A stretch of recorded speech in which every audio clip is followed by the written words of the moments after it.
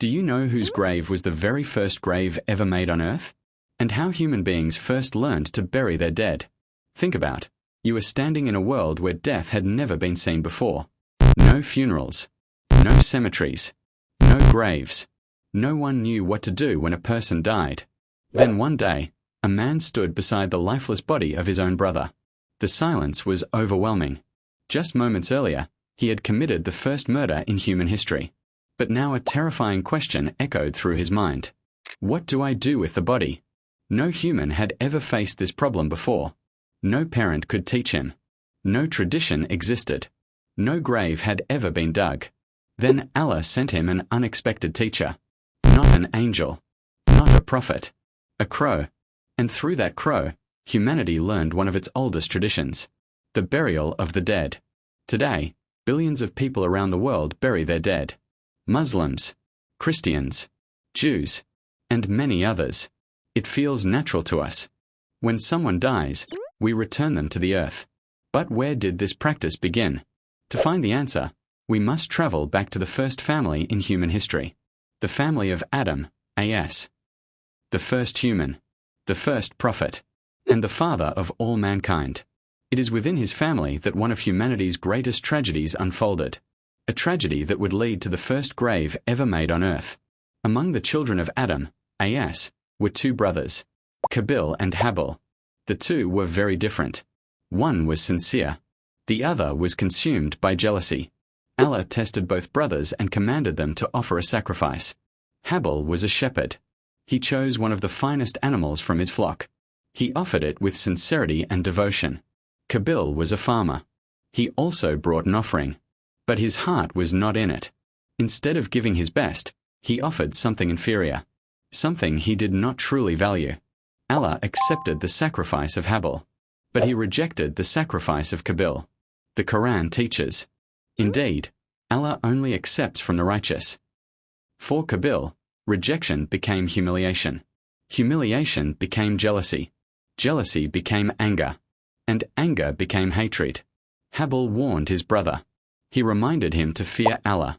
But Qabil refused to listen. His jealousy had already taken control. Then came the moment that changed human history forever. Qabil raised his hand against his own brother. And Habil fell to the ground.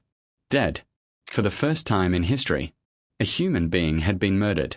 A brother had killed a brother. A man stood staring at a lifeless human body. At first, Qabil simply stood there, staring. The anger that had driven him was gone. Only confusion remained. The body of his brother lay before him. But what was he supposed to do now? There were no graves, no funerals, no traditions. No one had ever buried the dead. Then Allah taught humanity a lesson through one of his smallest creations.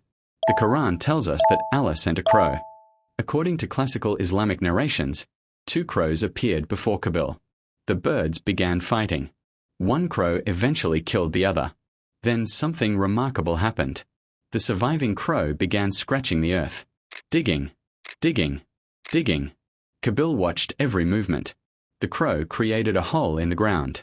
Then it dragged the dead bird into that hole and covered it with soil.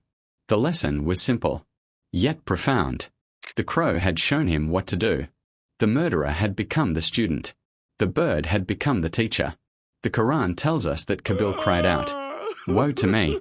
Am I unable to be like this crow and hide the body of my brother?" For the first time, he understood the weight of what he had done. Shame overwhelmed him. Regret consumed him. And following what he had witnessed, Qabil buried Habil. The earth received its first human body. And the first grave in human history was made. Adam, A.S., the father of humanity, became the first father to experience the loss of a child through violence. The first family had been shattered. A home that once held two brothers now held only one. The pain of that moment cannot be measured. And humanity learned another lesson. Sin does not only harm the sinner. It leaves wounds in the hearts of those around them. Thousands of years have passed since that day. Empires have risen and fallen. Civilizations have come and gone. Yet every time a grave is dug, it reminds us of a lesson that began with Adam's family. The first grave was not built by a king, not by an empire, not by a civilization.